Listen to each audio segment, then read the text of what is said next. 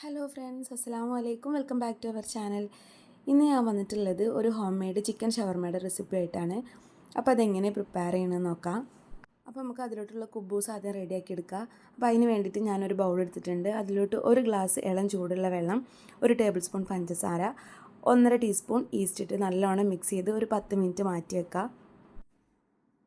ഇനി വേറൊരു പാത്രത്തിലോട്ട് 3 ഗ്ലാസ് മൈദ, ആവശ്യത്തിനുള്ള ഉപ്പ്, പിന്നെ കുറച്ച് സൺഫ്ലവർ ഓയിൽ, പിന്നെ നമ്മൾ നേരത്തെ റെഡിയാക്കി വെച്ചിട്ടുള്ള ഈസ്റ്റിൻ്റെ മിക്സ് അതും കൂടി ആഡ് ചെയ്ത് നല്ലോണം കുഴച്ച് നല്ല സോഫ്റ്റ് മാവാക്കിയിട്ടെടുക്കാം.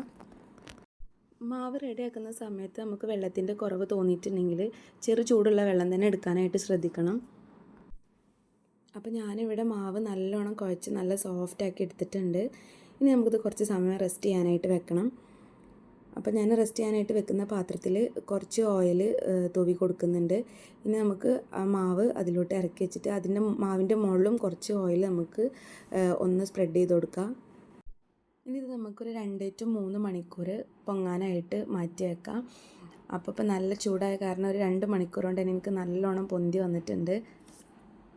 ഇനി നമുക്കിത് ബോൾസ് ആക്കിയിട്ട് പരത്തിയെടുക്കാം. അപ്പോൾ ഈ ഒരളവിൽ ഞാൻ ഒരു 10 കുബൂസാണ് കേട്ടോ അവിടെ റെഡിയാക്കിയിട്ടുള്ളത്.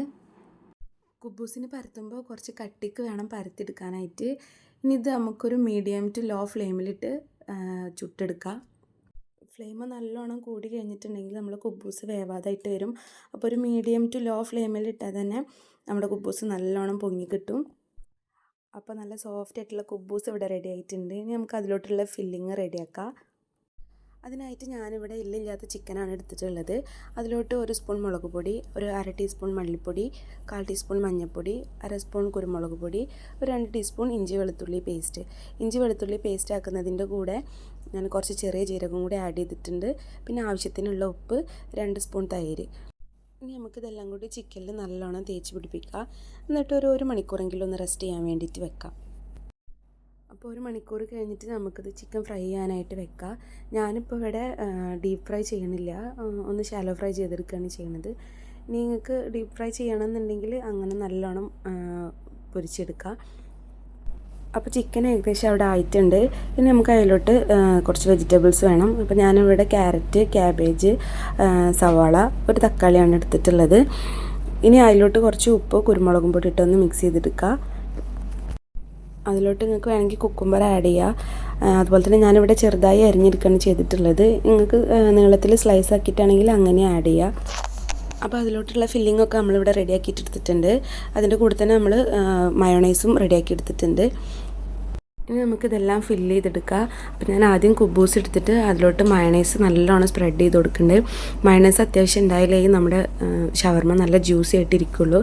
ഇനി അതിലോട്ട് നമുക്ക് കുറച്ച് വെജിറ്റബിൾസ് ആഡ് ചെയ്ത് കൊടുക്കാം.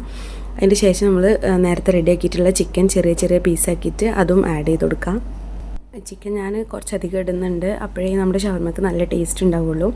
പിന്നെ അതിൻ്റെ മുകളിലും കുറച്ച് മയണൈസ് സ്പ്രെഡ് ചെയ്തിട്ട് നമുക്കിത് റോൾ ചെയ്തെടുക്കാം. ഇനി നമുക്ക് ഇതിലോട്ട് വേണമെന്നുണ്ടെങ്കിൽ പൊട്ടറ്റോ ഫ്രൈസ് ആഡ് ചെയ്ത് കൊടുക്കുക. അതേപോലെ തന്നെ ഉപ്പിലിട്ട കുക്കുംബർ, ക്യാരറ്റൊക്കെ ആഡ് ചെയ്ത് കൊടുക്കാം.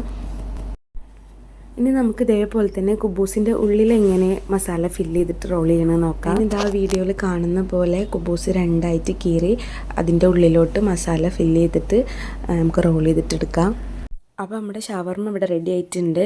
ഇനി ഇത് നിങ്ങൾക്ക് വേണമെങ്കിൽ ഒരു ബട്ടർ പേപ്പറിലൊക്കെ റാപ്പ് ചെയ്തെടുക്കുകയാണെന്നുണ്ടെങ്കിൽ നമുക്ക് പുറത്തൊക്കെ പോയി കഴിക്കുന്ന പോലെ ഒരു ഫീൽ ഉണ്ടാവും. അപ്പോൾ ഈ വീഡിയോ നിങ്ങൾക്ക് ഇഷ്ടമാണെങ്കിൽ തീർച്ചയായും ലൈക്ക് ചെയ്യാനും ഷെയർ ചെയ്യാനും നമ്മുടെ ചാനൽ സബ്സ്ക്രൈബ് ചെയ്യാനും മറക്കല്ലേ. ഇനി പുതിയൊരു വീഡിയോ ആയിട്ട് വരാം. അതുവരേക്കും ബൈ.